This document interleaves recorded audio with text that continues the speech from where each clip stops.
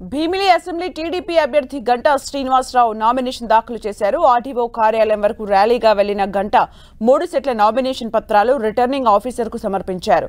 భీమిలి, పద్మనాభం, ఆనందపురం, మధురవాడ, సింహాచలం తదితర ప్రాంతాల నుంచి భారీగా పార్టీ కార్యకర్తలు తరలివచ్చారు. ఎన్నికల్లో భీమిలి నుంచి మరోసారి టీడీపీ జెండా ఎగరడం ఖాయమన్నారు గంటా శ్రీనివాసరావు.